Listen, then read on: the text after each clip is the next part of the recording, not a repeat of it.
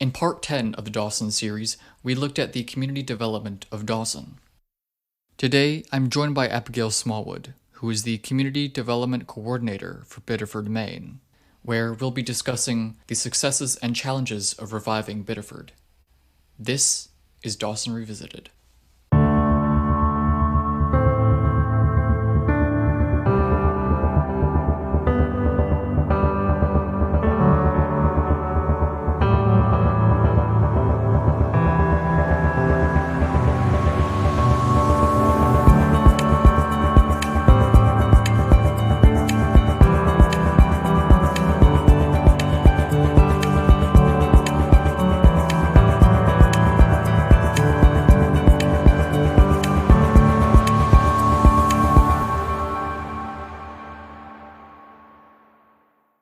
I'd like to start off by saying welcome to the podcast, Abigail. And would you like to give us some of your background? Absolutely. Thanks for having me on the podcast today. I'm Abigail Smallwood. I'm the Community Development Coordinator for the City of Biddeford. I have lived here in Biddeford for about 7.5 years now. Really love the community. I'm originally from West Virginia, which has its own interesting history as well. It's always really cool to see sort of the similarities between there and here in Maine. Um, yeah, so my background as far as work is really in community development, more from the nonprofit side. So I had been the director of a Main Street program, which is a downtown development nonprofit. And then I transitioned to work here just about a little over a year ago. And it's been a really great opportunity to work for the city that I live in, and really getting to focus on that community development, community engagement with this great city. That sounds like a really nice job. Yeah, it definitely is. So, first question I have for you is how does community development relate to, say, economic development? Because I see them together a lot. Yeah, so they definitely, you will see them together a lot.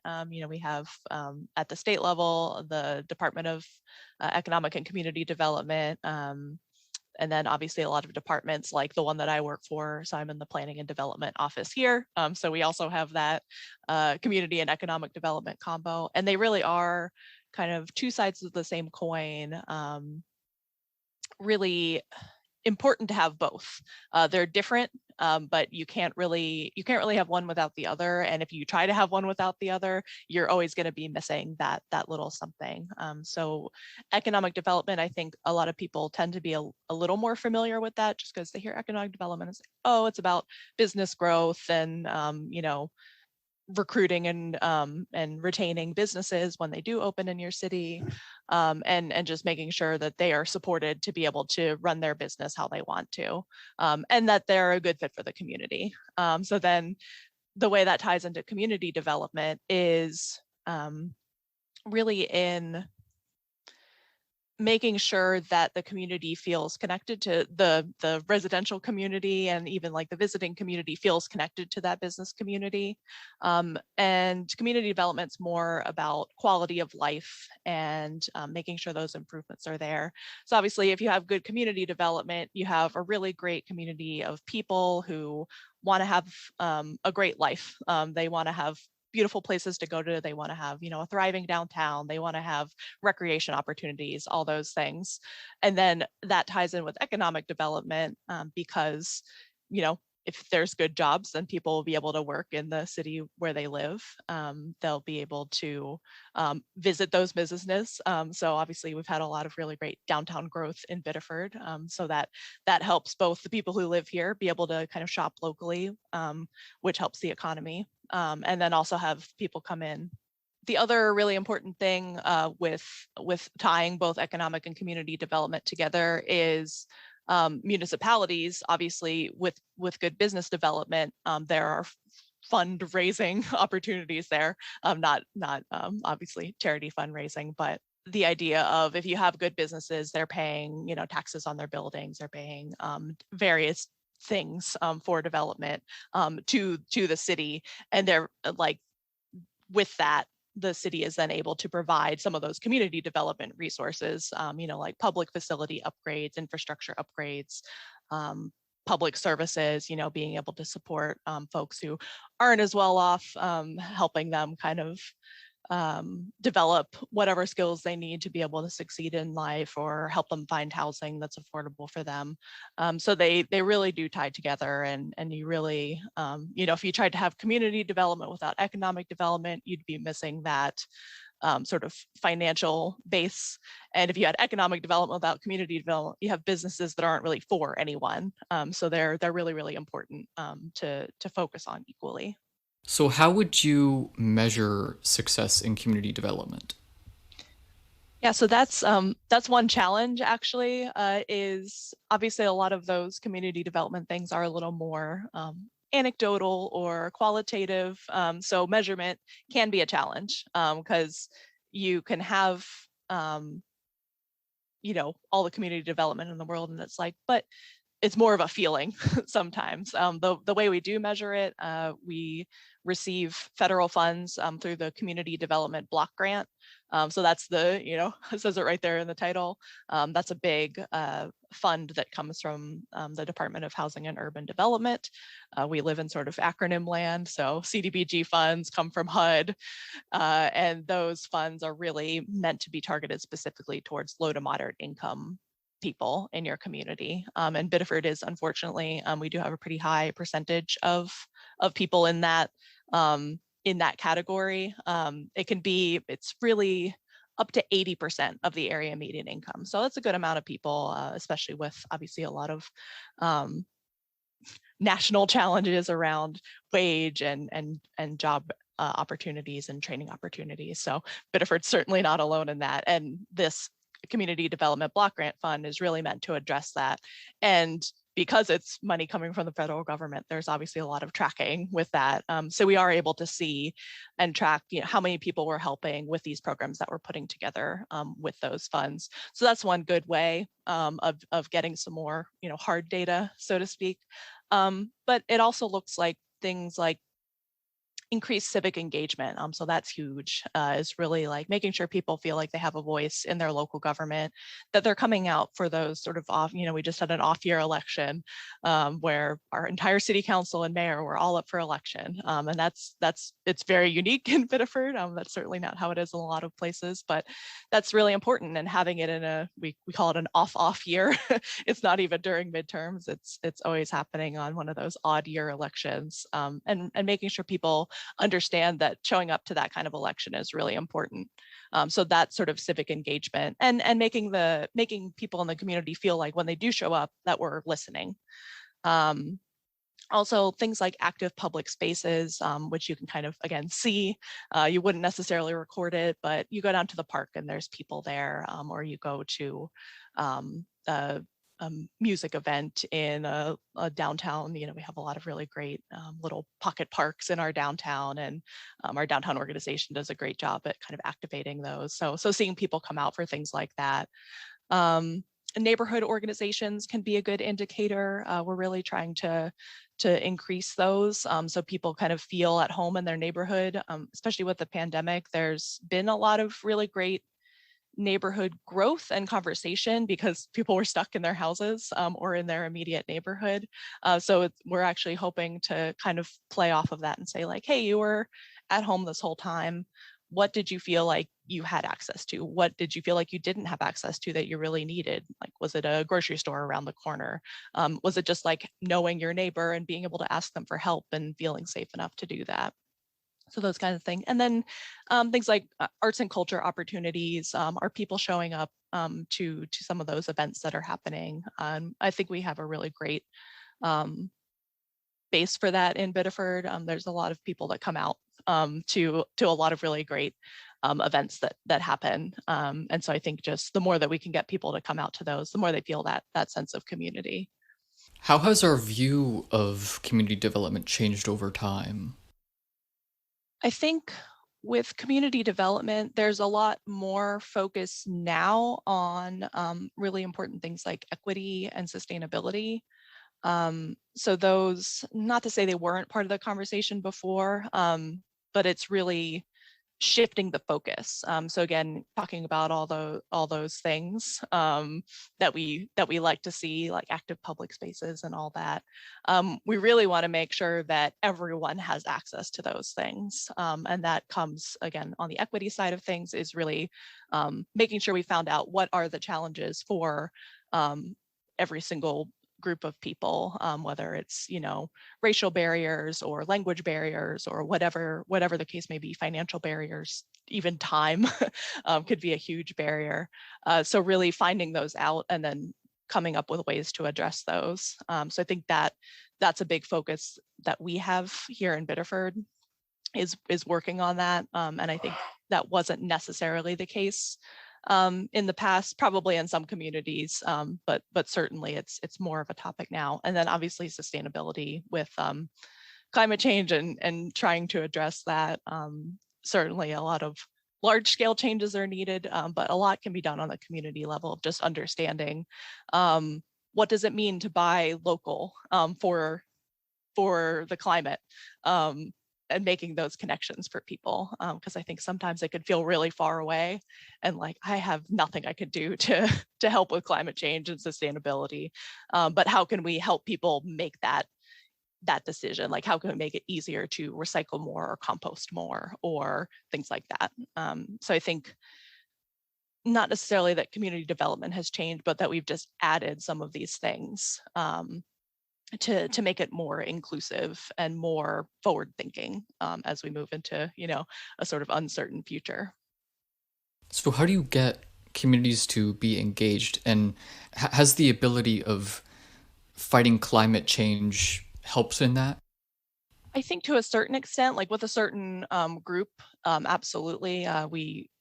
We have an official climate task force here in Biddeford that just formed in the last year. So that's been really great. And they're working on education and kind of looking at, what are we doing and what more can we do? And I think people are, that's such a huge issue right now that people are looking for, what are you doing to address this? And then what was the first part of the question? Sorry. How do we get communities to be engaged? We have sort of a double-edged sword with that in community development, because we have so many more ways to reach out to people. Before it was like there was a posting at City Hall and in the newspaper, and those were the only options. So that you just did those, and everyone knew they had to either read the paper, come to City Hall, and look at the posting. And that's in pretty recent memory too. Like there's still people who live in Biddeford that will still read the newspaper for those announcements, or will still come to City Hall to see the postings of the meetings coming up, and that's great. So we still offer those things. But because there's social media, there's email newsletters, there's, countless ways to get information. We have a lot of those great nonprofit partners who do their own great newsletters. So making sure we're getting into those as well. Really finding out where people are getting their information. And then once you have that, using that to get details out to them, and making it easy. So simplifying the process for civic engagement, saying what is important to you. Someone might not say climate change is important to them, but they might say, like I want my kid to be healthy, or I want them to have a good experience in school. And so really finding what people value and talking to them on a really personal level is really the key. Because if you kind of just assume what the community wants, I think that happens a lot. You hear, a lot of the louder voices who are complaining about things, and not to say, obviously their voices are valid as well, and you want to listen to them, but not assuming, oh, they're speaking for the community. This is definitely what everyone values and wants, and so we'll just address that. It's really crucial to get that full picture, and then involve people that way. Involve people, where do they go most often? Can we involve them at their church, or again with kids? Is there a way we can get information to them at school, or get information to their parents through the students, and not just like, oh, here's we put the meeting agenda in a packet. Our communications coordinator for the city has done a great job with kind of sort of summarizing like what's coming up at city council, and like why might this matter to you, and that way people have more of a touch point for getting involved. And now, like because of the pandemic, we do have virtual options to attend, and there's always been ways to kind of submit comments in advance, but really bolstering those and making sure that people can show up, and if they can't, giving them an opportunity to still share if they have a thought about something. So really just lots of options, as many options as possible, and kind of not assuming anything, not assuming that you know what the community wants until you really get to talk to them on a one-to-one basis is ideal, but even talking to different groups and what they've sort of decided as a group, whether that's a nonprofit or a church or a business or whatever the case may be. There's a saying that goes, the whole is greater than the sum of the parts, and I think that applies to communities, doesn't it? Yeah, absolutely.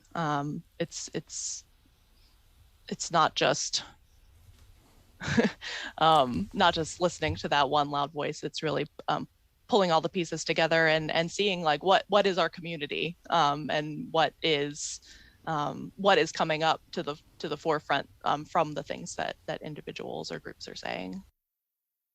For a little bit, I'd like to move on to main streets and downtowns. Mm-hmm. Here in Maine, we usually call them just main streets because they're Yep. so small. Unless you're in Portland. Yes. I imagine this part of town is very different from other residential communities. So how do you get community engagement for these parts of the city? Mm-hmm. For non-downtown or for downtown? For downtown. Yeah. So we've had a lot of really great conversations about that, because I think there's that, obviously there's businesses all around the city, but there's a really core concentration of businesses in the downtown and a core concentration of residents as well. I think over half of Biddeford's population lives either in the downtown or immediately outside of it. And that's huge. That's around 10 to 11,000 people that live in this really kind of dense urban core, which is great. It's a really great community building opportunity, but you do have that balance of the businesses, especially a downtown business core, is really almost its own neighborhood. And are those businesses connecting with each other? And then also, are they connecting with the residents in sort of a productive way? Because we really want to see, and I think we are seeing this happen, the more variety that's offered in downtown Biddeford, the more people who do live in or near downtown are willing to walk or bike in and go out and get dinner, or go, buy a gift at a downtown store instead of ordering it from online or going out to a big box store. So I think that there's a lot of really great community development, community and economic development opportunity there. Again, those two kind of tie together. But it can also be a challenge because they're sort of in their own worlds. I think our Main Street organization here in town, our Main Street nonprofit, they are really focused on this, on both supporting the businesses, but also seeing, particularly with a lot of our new residential growth being in the downtown because of the mill development, do those folks feel part of the community? Do they know all the businesses that they can come to? Do they know that they can get involved in different nonprofits or in different city committees? We have a specific downtown development commission that works on downtown development, like it says in the name. So I think making those opportunities known, and our Main Street organization is doing a really great job at that. And I think we at the city try to partner with them as much as we can to kind of bolster that effort. Do you find it difficult to connect downtown with the people in the more less dense neighborhoods? Yeah, I think that's definitely been a challenge, especially those who live far enough out that they would have to drive to come downtown. It's sort of like, why would they come to downtown Biddeford rather than, they're going to have to drive more than likely. So why would they drive to downtown Biddeford instead of to, the shopping plaza, or even to another town for, depending on where you are in Biddeford, sometimes like going to Kennybunk or Kennebunkport for dinner is just as easy as it is to drive to downtown Biddeford. And we've actually seen a lot of shift in that, especially from those communities who like they're never going to come to downtown Biddeford, and they've started to, because we have a lot of variety of restaurants and bars and things for people to do for an evening out, that they previously would, like, there wouldn't have been an option here. They would have had to go to either, south to that area, or obviously north to Portland. Obviously, I think there's still a lot of that. It's not that people are always coming to downtown Biddeford, but that's been a pretty recent shift, that people are starting to realize, oh, hey, like, there's actually stuff to do. But because of Biddeford's pretty recent history with, like, the downtown not being so great, particularly with the Merck trash incinerator, wasn't really an advantage to coming downtown. And that was, not that long ago that was here. And I think we're just getting to the point where people are like, okay, it's not that anymore. Like, it's actually pretty nice, and there's things to do. And that just takes time. It just takes time for people to see it happening and come down and have a good experience. So you mentioned that there was a trash incinerator downtown. Yes.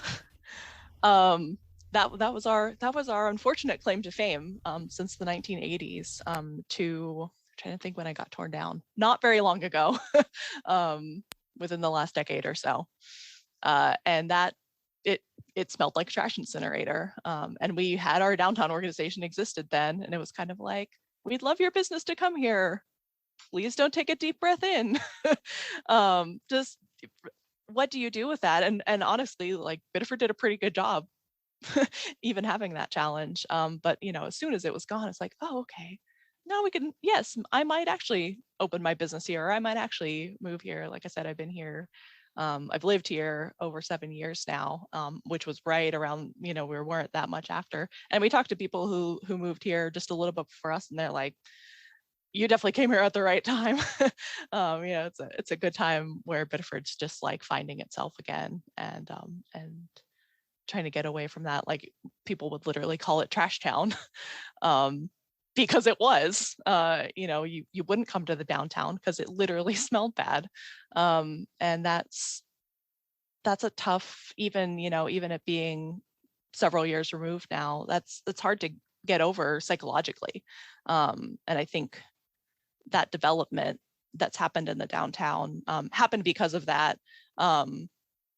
But also, people, like, businesses had to hang on to a certain extent until everyone else realized, okay, it's okay to come downtown. And Biddeford is progressing and is becoming a cool place to go. I think every mill city has those challenges. I think for most it's the mills. Mm-hmm. With Biddeford, it's a bit unique because of the former trash incinerator. Mm-hmm. Has the mills and the old tenement blocks and all of those kind of developments that we consider mainstream to be kind of crappy, have you found that to be an opportunity or a difficulty? Yeah. As you might imagine, it's a little bit of both. I think they are, very large structures, especially our mill complex is huge. I shouldn't say this because I'm not actually sure, but scale wise, it feels very large. It's a huge section of our downtown is old mill buildings. And our mills only really closed, the last one closed in 2009. So pretty recent, all things considered. Yeah, some of them had closed before that, but the last one had closed, in, again, recent memory, like people who have lived there their whole lives, the mills were still open during that period. And they are behemoths. They're old buildings. They need a lot of help, but they're beautiful, and they have great redevelopment opportunities, which we've seen here in Biddeford. So many of them have been bought up and redeveloped into really beautiful housing and business, all scale business, because it can support both, your really large scale. We have a brewery with, over, I don't even know, over 10,000 square feet, all the way down to, some really small spaces when you divide, your big open mill space into a nice little 400 or 600 square foot studio for an artist to be able to rent at a lower cost. So because the mills are such open spaces, it kind of allowed that flexibility, which is really cool.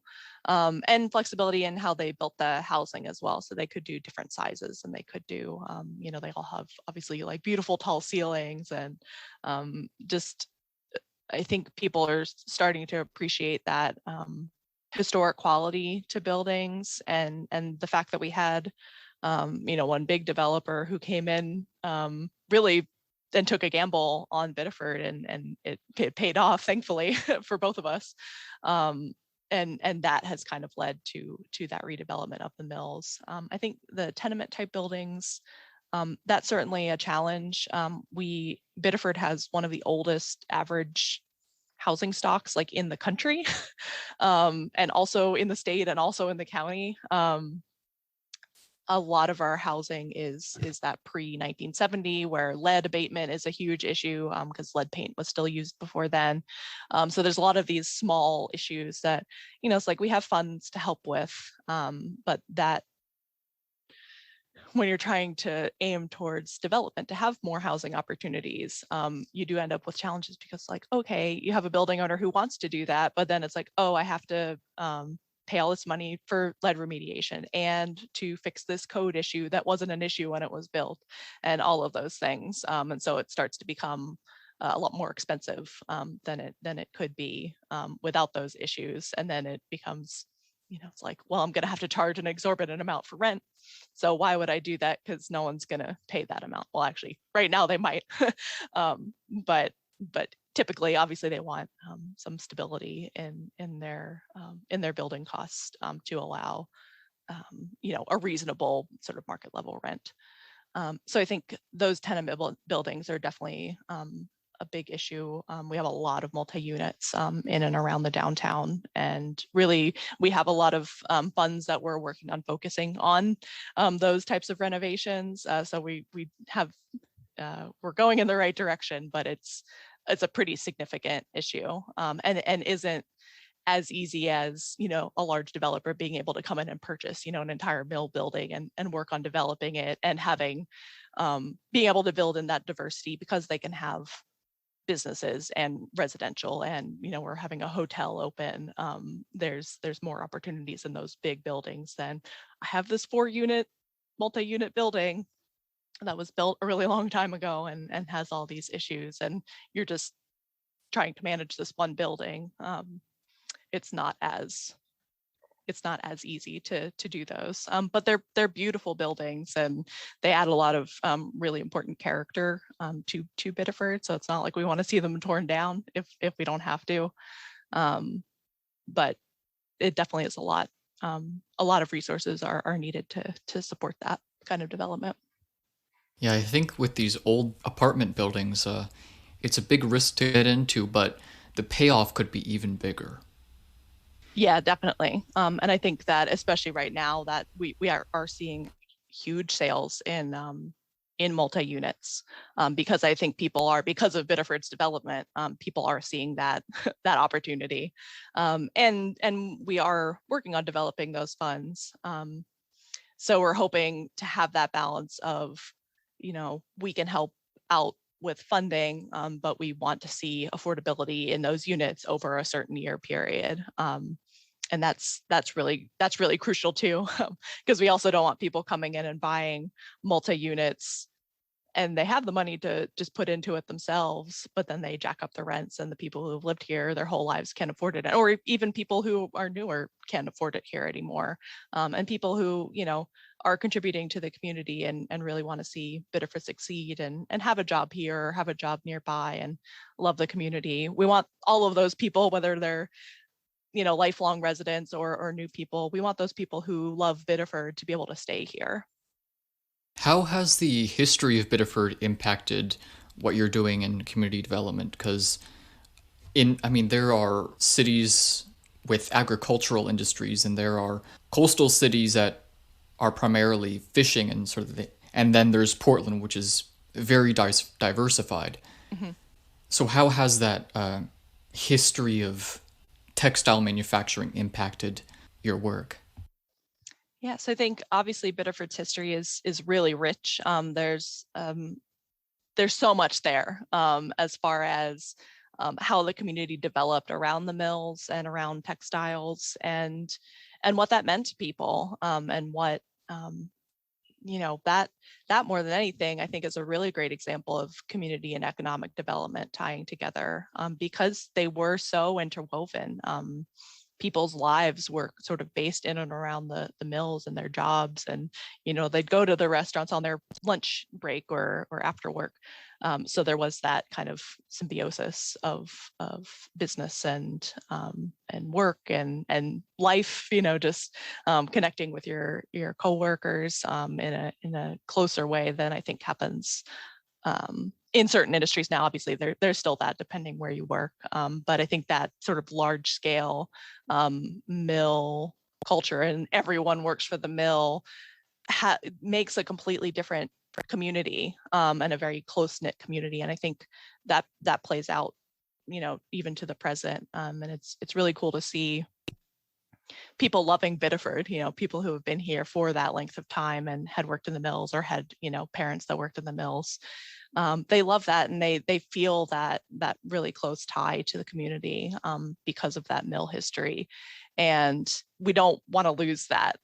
We want to kind of capture that energy and be able to not replicate it necessarily, because it would never be exactly that. But I think honor that history and make sure that people who are newer to here, myself included, really know that history, and sort of say, I love that Biddeford has this really great history of being a close-knit community and supporting each other.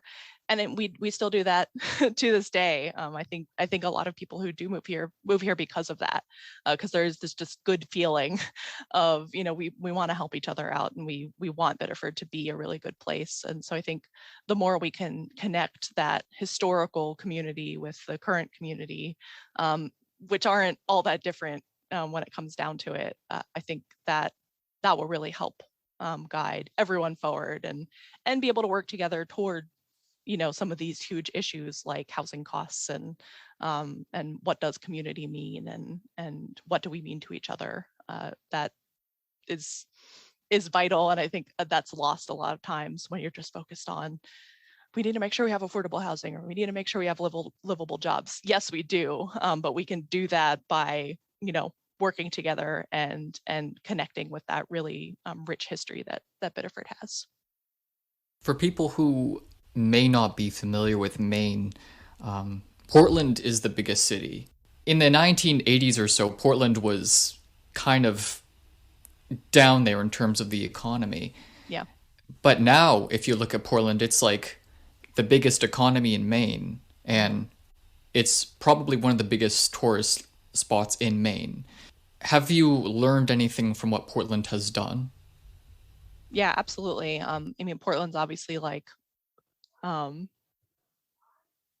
the one we all look to, because it is our biggest city, and because they're ahead of other communities in that way, because of that shift. Again, pretty recent, all things considered. I think about that in regards to, okay, that's kind of where they were in the 70s and 80s, and look where they are now. And it's like, this is where Biddeford was in 10 years ago, and we're on that trajectory as well. So I think learning from the good, obviously Portland has done some things right, and has a really great, especially food economy. People come from all around to be able to try all these amazing restaurants, but also there's always going to be challenges with growth, no matter what you try to do to mitigate those challenges. But I think we can kind of see, because Portland is further along on that development track, is what are people bringing up as concerns? What wasn't Portland able to address in the moment, for any number of reasons, not, hopefully not malicious, just sort of like things getting away from you. And I think we see that in Biddeford is, again, we had a trash incinerator in the last decade. And so it's a really rapid mindset shift that you have to go through of, oh, it's not here anymore. Oh, downtown's developing. Oh, people want to live here because it's a cheaper alternative to Portland. Now it's like, people want to live here because it's cool. And that happened really quickly. And I imagine, I don't know as much as Portland's history as I probably should. but I imagine it probably felt the same then. And I think we can kind of see what things did they trip over during that development, big development period, and obviously development still happening now. And what are people pushing back on? I mean, I think the things we're seeing on a national level around livable wage, around being more connected to the community and having good jobs and affordable housing.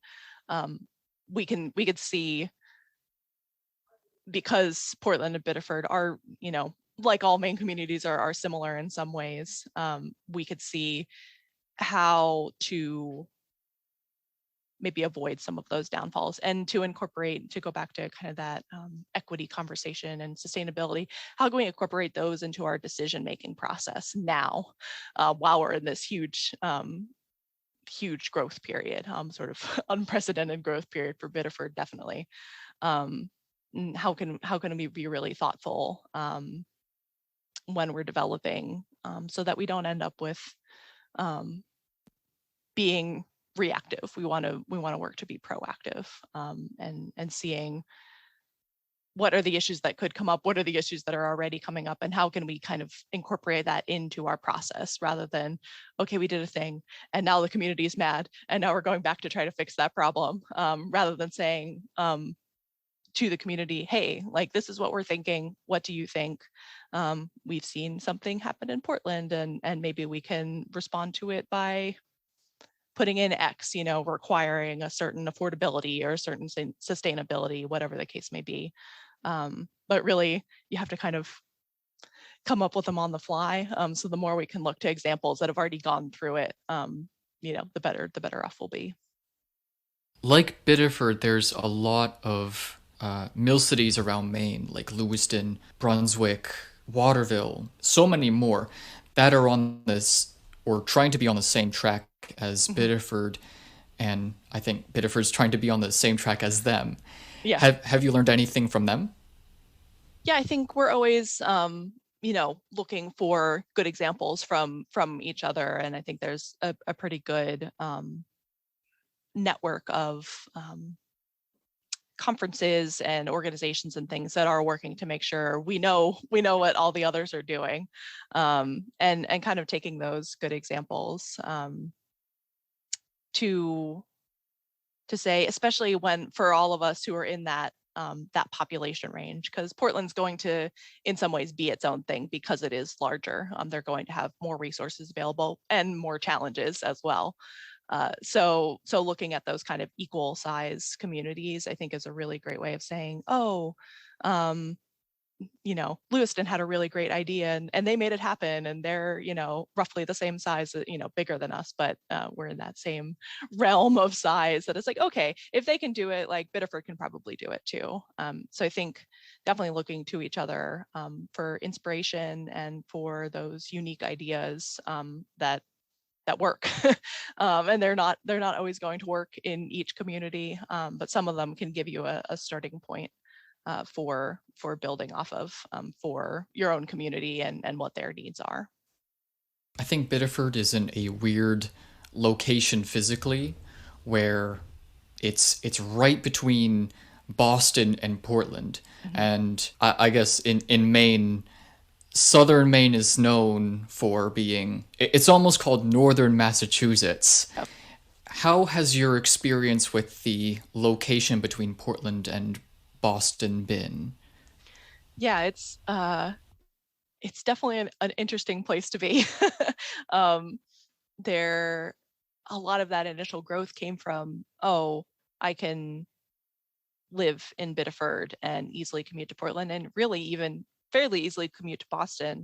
The train picks up right in downtown Saco, just over the Biddeford border, and goes down into Boston. And obviously, it's not even a terrible drive, all things considered, depending on what job opportunities you have. It's a good bit cheaper to live here, so it can make sense to live here and commute down to Boston, and people certainly do, and also up to Portland as well. So I think there's also that challenge with resources, because I think in a lot of cases, it's like, oh, Portland has that, so we don't need it. And that'll happen for businesses. It'll happen for like our social services, like we want to help our homeless population, and we do the best we can, but sometimes it's like Portland's the only one that has X resource that someone needs. And it's like, it's not that far away. Like, let's just send them to Portland. But that doesn't feel good. Obviously, like we want to help the people who are here with our own resources. But because they have a bigger network of opportunities, people do sometimes skew towards, oh, it's just in Portland, like we don't need it here. Oh, Portland's bigger, so they can provide that resource. We can't provide that resource. So there's a little bit of that attitude to get around. That's like, oh, we're so close. We don't need, and down into like, we don't have a music venue in Biddeford. Really, we have businesses who will do open mics and performers and things like that, which is wonderful. But it's like, oh, there's a bunch of music venues in Portland. We can just go up there. Which, yes, that's true. But we want to have that community feeling here too, because a lot of good can come out of, again, I just use that as an example, but that a lot of activity type things, it's like a bowling alley or those kinds of interactive things. It's like, oh, we'll just drive to Portland, and we'd really love to see that happen here, and Boston as well, for those kinds of things. It's not that far away, and you'll get some of your bigger music acts going there, or bigger events happening in Boston. So it's a strange place to be, but I think, if we could take that to our advantage, say like, this has worked really well in Portland or Boston, and can we have a smaller scale thing here for our own community members? And that would pull in, it's like, we're certainly a place that kind of inland York County would come into as like the big city.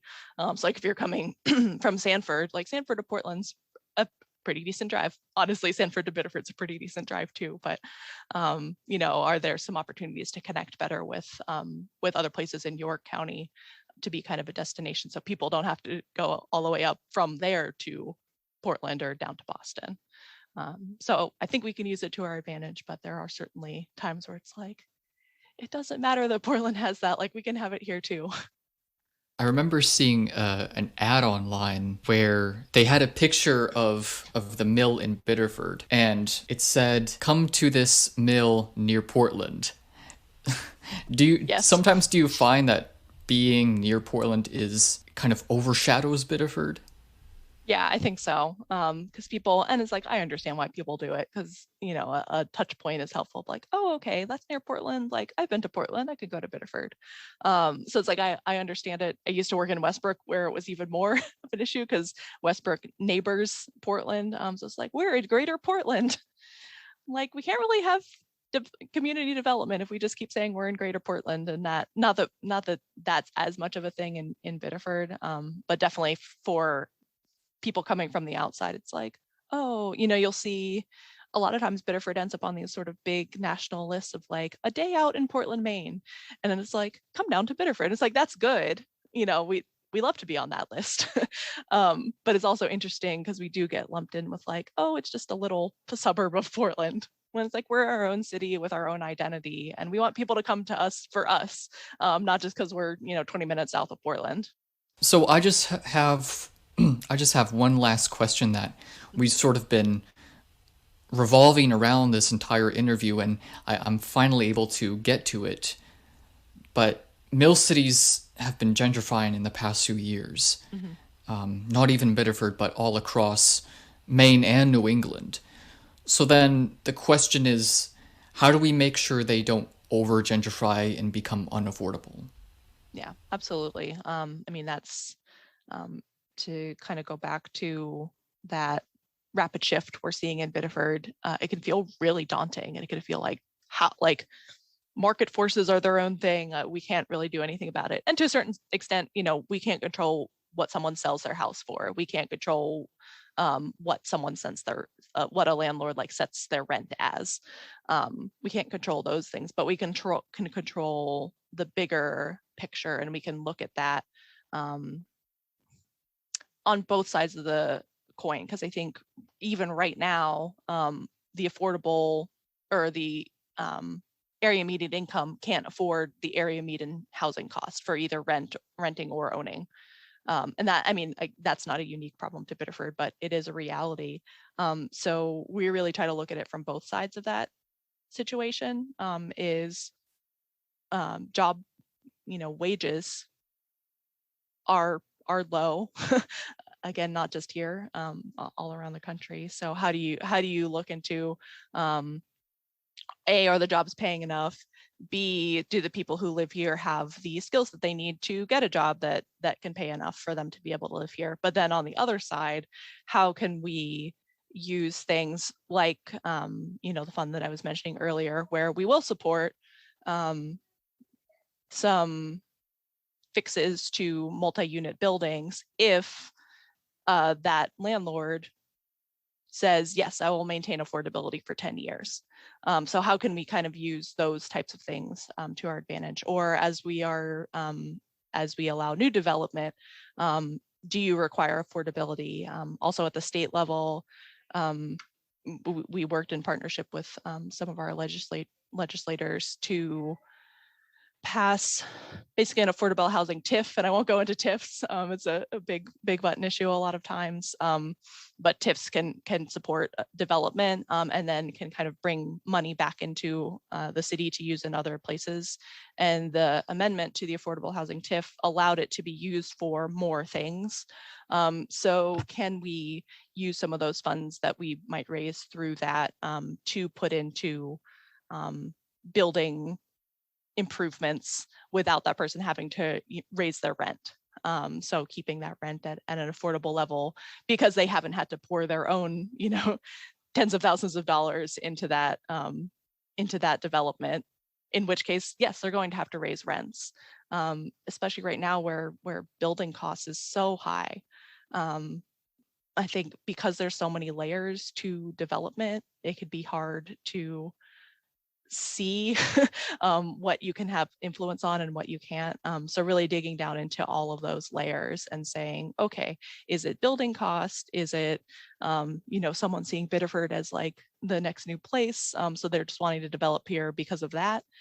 In which case, like, we should talk to them about, yes, that's great. And we love that Biddeford's growing and that you're interested, but we want to make sure that the people who live here can afford it on their income. So I think incorporating those things into the development process is really key, and at different levels.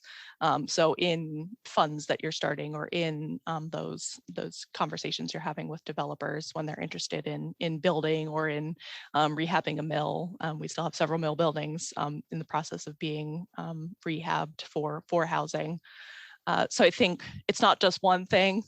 It's a lot of pieces that go together to really make sure we're addressing the problem at multiple levels. And again, that going to the community as well, and like, is there something holding you back? Is it childcare? Is it, your wage? Is it your education? What is it? And so also getting that individual perspective to be able to guide social support programs to address that problem on that side as well. So it's on the development side, but it's on that really personal level of talking to people, and why can't you afford? Is it just the cost? Is it something else? And it probably is something else. So many things can layer up to make living unaffordable. That we really want. We don't want to just work on one thing and say like, well, we've addressed it because we're doing X. We really want to say, we're doing as many things as we possibly can to keep that or move towards, the median income being pretty close to the median rent or owning price for housing. So I know that was supposed to be the last question, but in my research for the last part of the original Dawson series, I found that there was a couple different types of gentrification that I spent most of the episode exploring. Mm-hmm. And I felt one was developer oriented, where it was very much lifestyle centers and hotels and Mm-hmm. very kind of expensive development used to kind of jack up the rent prices. Yep. And then I also found the different type of gentrification, which I called community-oriented gentrification. And I think the example that I really found for that was the North End in Boston in the 1960s, where the neighborhood was blacklisted, meaning that residents of the neighborhood couldn't take out loans outside of that neighborhood. So Yeah. they took out loans within that neighborhood in the banks in that neighborhood. And because of that sort of like feeding itself, it, for lack of a better word, gentrified the people themselves and not the buildings. Interesting. Yeah. Do you find that there's a priority for giving opportunities to people? I think that's an interesting question. And I haven't necessarily thought of it in that way. Because I think gentrifying is such a dirty word that it's like, why would you gentrify anything? But I think there is that, I look at it more of like that improving quality of life. And if we want to call that gentrifying people, then yes. I do want to give people a better opportunity to succeed and be able to live a really rich, full life in Biddeford or wherever they are. But obviously, for my job here in Biddeford, and I think giving them those opportunities is crucial, and maybe a little bit harder. That's such an interesting example in Boston. I'm gonna have to listen to that episode. But I think looking at things in different ways is really important, and coming at it from both perspectives. And that gentrification isn't necessarily a dirty word, but um, we don't want to let it run rampant. We don't want to sort of trample over people. It's like we don't want to trample over people who do just, they have the job they want, they have the housing they want, they just want to stay there. And that's a perfectly valid option as well.